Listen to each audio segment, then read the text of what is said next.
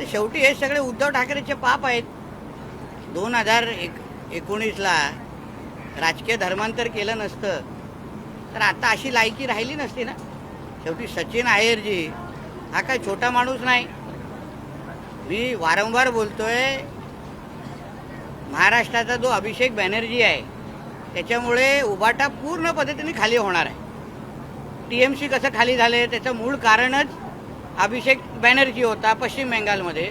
तसं महाराष्ट्रामध्ये आमच्याकडे पण एक अभिषेक बॅनर्जी आहे, त्याच्यामुळे उभाटा खाली होत आहे आणि हे त्याचे परिणाम आहेत. आता काय वरळीमधला एक महत्त्वाचा चेहरा जो आहे तो सचिन अय्यर आहे. आदित्य ठाकरे यांच्या निवडणुकीमध्ये त्यांचं मोलाचं योगदान असायचं. आता कुठेतरी आदित्य ठाकरेंना वरळीत हा धक्का.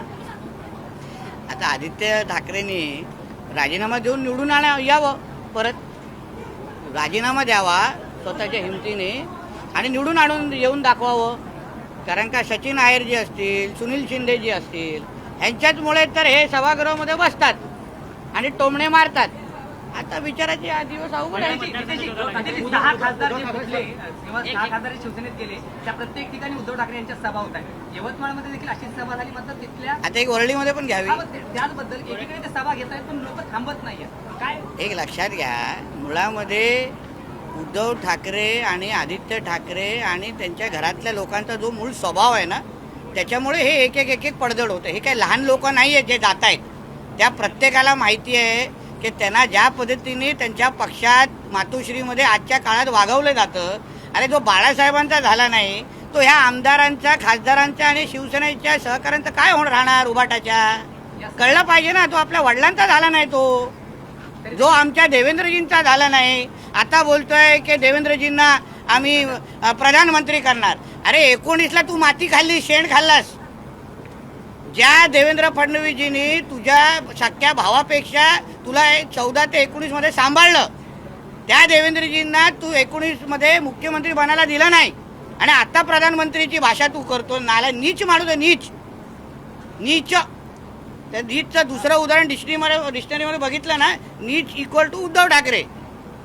19ला अगर तू माती खाल्ली नसतीस, मुल्ला मौलव्यांच्या समोर झोपला नसतास, झालं नसतं आजचं हे सगळे गोष्टी. आणि आता पाप भोगा. हे त्याच्या स्वतःचं कर्म आहे. हिंदुत्वाला विरोधात गेल्यानंतर, स्वतःच्या धर्माच्या विरोधात गेल्यानंतर, देवी देवतांच्या विरोधात गेल्यानंतर ह्याच्यापेक्षा वाईट असंच होणार ना. दोष देताना दिसत आहेत ते. म्हणजे आताही प्रत्येक सभेमध्ये देवेंद्र फडणवीस, भाजप, एकनाथ शिंदे या पोडापोडीला दोष ते या सगळ्यांना देताना दिसत आहेत. आताही एक लक्षात घ्या, पहिले गणेश नाईक साहेब, मग राणे साहेब, मग राज साहेब, मग एकनाथ शिंदे, भुजबळ साहेब बाळासाहेबांच्या काळात गेले. आम्ही बरोबर मोजतो, आम्ही जुने शिवसैनिक आहे. मग एकनाथ शिंदे साहेब, मग आता हे लाईनीत एवढे सगळे लोक फक्त एका उद्धव ठाकरेच्या विरोधात जात असतील म्हणजे तोच घाण आहे. हे सगळे लोकांचा कॉमन फॅक्टर उद्धव ठाकरे आहे. वेगवेगळी कारणं नाही आहेत. सगळेजण एकाच माणसाच्या विरोधात बाहेर जात आहेत म्हणजे त्याच माणसामध्ये फॉल्ट आहे, जे तो स्वीकारायला बघत नाही आहे. त्यांनी गपचूप घरी बसावं किंवा कुठेतरी वृद्धाश्रममध्ये जाऊन बसावं. तर आता त्याचं तेवढंच काम राहिलेलं आहे. बाळासाहेबांना त्यांच्या शेवटच्या काही दिवसामध्ये जे त्रास, जे छळ, यांनी जे छळला ना स्वतःच्या वडिलांना, त्याचा तो भोगणार आहे आता. आमच्या राणे साहेबांसारख्या माणसा जे जेवणाच्या ताटावरून उचलला हे ना, त्याचा तो भोगणार आहे आता. तो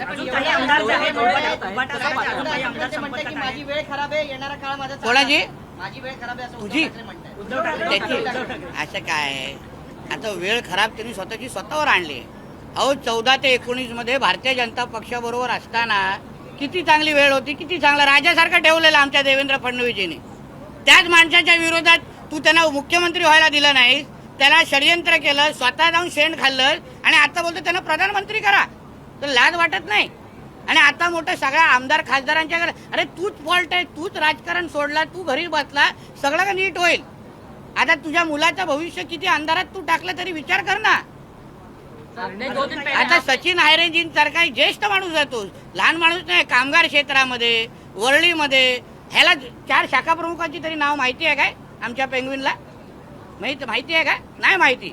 हे सगळे मेहनत करणारे सचिन अय्यर आणि सुनील शिंदेजी आहेत.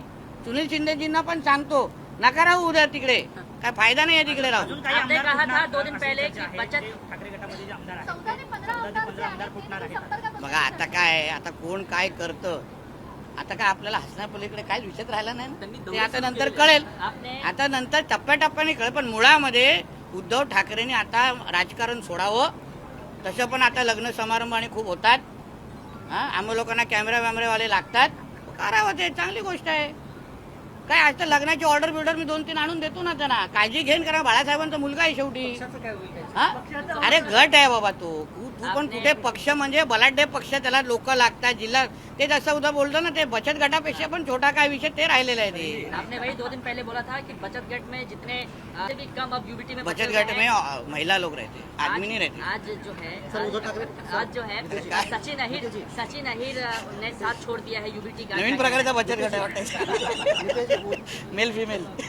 नितेश जी, उद्धव ठाकरे बोल रहे हैं कि मोदी जी कह रहे थे कि सोना मत खरीदो, चांदी मत खरीदो, अब आमदार और खासदार खरीदो, ऐसा चल रहा है हमारा. अरे तो चुप रहते, उसको बोला अभी तू चुप बैठ, अंबुजा सीमेंट ले लो और उसके मुंह पे मार दो और विषय खत्म करो. उसका अभी खुद अस्तित्व बचा नहीं है.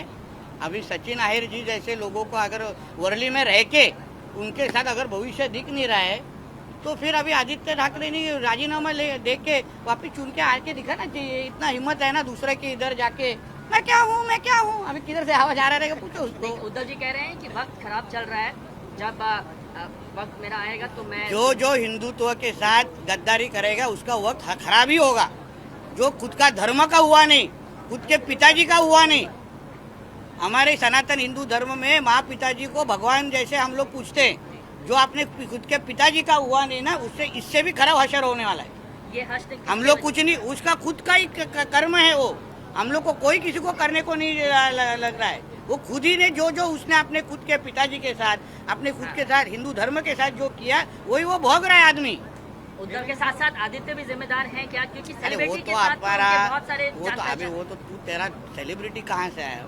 नहीं सेलिब्रिटीज के साथ बहुत जान पहचान जो है समझ में आता है, लेकिन जो अपने पार्टी के नेता हैं उन्हें संभाल के नहीं रख पा रहे हैं. वो शायद जो सेलिब्रिटी करते हैं वो हमसे आमदार खासदार नहीं कर रहे होंगे ना. इनके लिए सेलिब्रिटी अलग तरीके का कंपनी देते हैं ना, ये अलग तरीके का देते हैं. शिरडी में साईं बाबा का आशीर्वाद लिया है और बोले हैं देखिए कोई भी हमारा हिंदू भगवान ये उस पापी को आशीर्वाद नहीं देगा.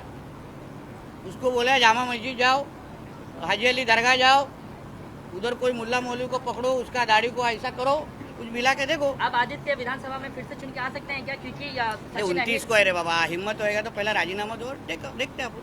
हो गया, अभी जाओ. देवेंद्र जी को प्रधानमंत्री जो बनाने की कवायद उद्धव जी ने की है. अरे यही उद्धव ठाकरे ने 29 को हमारे देवेंद्र जी को मुख्यमंत्री बनने से रोक दिया था.